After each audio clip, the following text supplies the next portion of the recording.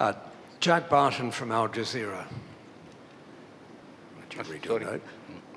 The opinion polls show there is wide support for your policies since martial law, pragmatic centrist policies.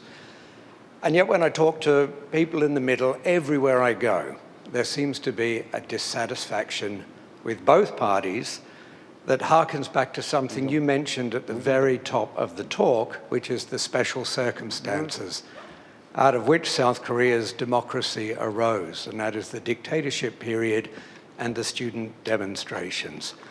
And at the heart of the grumbles that I hear from most people is that the PPP can't divorce itself from the legacy of the past, from the dictatorship years, but equally so the Democratic Party can't seem to move on from its student movement heart or the idea that it's an opposition party, and even when it wins a resounding electoral success, as the perception is, it spends more time going after the other major party than it does focusing on policy.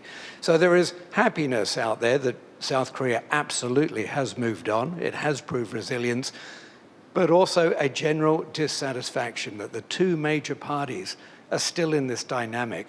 And it seems like a dynamic that would lead to history repeating itself, perhaps not as dramatically as we saw a year ago. But is this something that South Korea should try to overcome? If it should, how could it overcome this? How could the two main parties move on and become something that all of the people can appreciate? 예, 알자지라의 필립 잭 바튼입니다.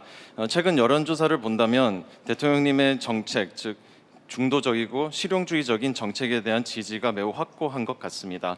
그러나 한국의 정치, 특히 두 개의 거대 당에 대한 불만은 계속 있는 것 같습니다. 보신다면 한국의 그 민주주의가 성장해온 특수한 환경을 보신다면 이거는 과거의 독재 정부 그리고 이에 맞선 학생운동, 민주화 운동으로 대변이 될 수 있겠습니다. 그러나 이는 현재 두 정당에 그대로 투영이 되고 있습니다.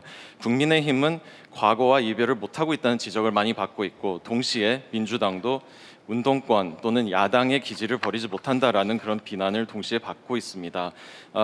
이것은 민주당이 여당이 되었고 아주 거대한 승리를 달성했고 했음에도 불구하고 계속해서 야당을 공격하는 것이 정책 추진보다 더 우선순위에 있는 것처럼 보여진다라는 비판이 되겠습니다. 한국은 물론 그간은 민주주의의 회복력을 보여왔고 그동안 계속해서 민주주의가 성장해온 것을 말씀하신 대로 잘 달성을 해왔습니다만 이러한 정치판 그리고 정당에서의 이런 문화는 지속되고 있는 것 같습니다. 이러한 측면에서 역사가 반복된다라고도 볼 수 있겠습니다. 물론 1년 전 상황보다는 확실히 좋아진 것은 맞습니다. 그러나 대통령님께서 이러한 이 정치 상황을 개선하기 위해서 어떤 노력을 해야 된다고 생각하시는지, 만약 그렇다면 어떻게 해야 된다고 생각하시는지, 전 국민이 모두 만족할 수 있는 그러한 정치를 만들기 위해서 어떻게 해야 되는지 여쭙고 싶습니다. 네, 매우 어려운 질문인데 고민을 많이 해야 될 주제 같습니다. 사실 정치 집단들, 특히 이제 정당들에 대한 국민들의 평가는 사실 호의적이기가 쉽지 않은 것 같아요. 국민들의 생각은 정말로 다양하죠. 근데 과연 그 국민들의 다양한, 특히 정치적 다양함이 두 개의 정당에 다 제대로 투영될 수 있느냐. 즉, 두 개의 거대 정당이 국민의 그 다양한 정치적 스펙트럼을 충분히 다 반영할 수 있느냐라는 점에 대해서는 근본적으로 불가능할 수밖에 없는 것 같아요. 결국은 어거지로 반쯤 나눠서 마음에 안 들지만 좀 그래도 괜찮으니까 이쪽도 그냥 지지하긴 하는데 영 아니야. 이게 훨씬 더 많은 것 같아요. 정말 나의 모든 정치적 의사를 잘 반영하는 훌륭한 정당이야. 정말 딱 마음에 들어. 이게 별로 없을 것 같아요. 그게 뭐 대부분의 나라의 정당이 비슷하지 않을까 싶은데, 물론 발전 정도에 따라서 이 정당들의 행태가 그 중에서도 그 불합리한 요소를 최대한 많이 제거하고 또 합리적 요소를 최대한 많이 키우면 그런 불만들은 많이 줄어들 수 있겠죠. 그런데 그게 또 상대적인 것이어서 쉽지 않은 측면이 있는 것 같습니다. 제가 지금 대통령의 직책을 수행하면서도 제일 중요하게 여기는 것이 국민 통합이고, 또 가능하면 존재를 인정하고 대화하고 타협하려고 합니다. 가끔씩 대화를 해보면 시간 낭비다는 생각을 넘어서서 화가 날 때가 상당히 있어요. 그래도 또 해야 될 일이니까 열심히 하려고 노력합니다만, 대화 자체가 안 될 때도 꽤 있는 것 같습니다.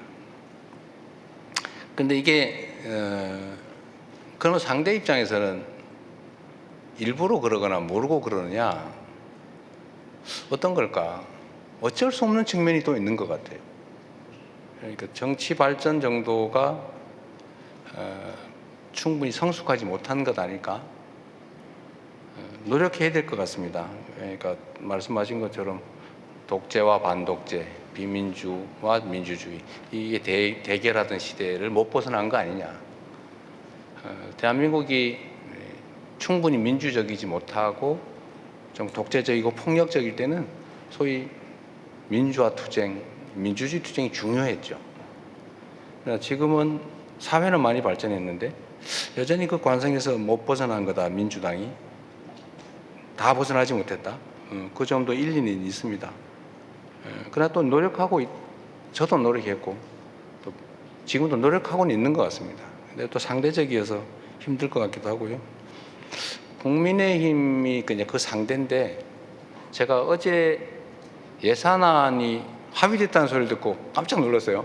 전혀 기대하지 않았거든요. 이것도 하나의 발전적 측면이겠다 하는 생각이 들었어요. 좀 신통하다 이런 생각이 들었습니다. 이런 게 또 하나씩 쌓이면 또 좋아지겠지요.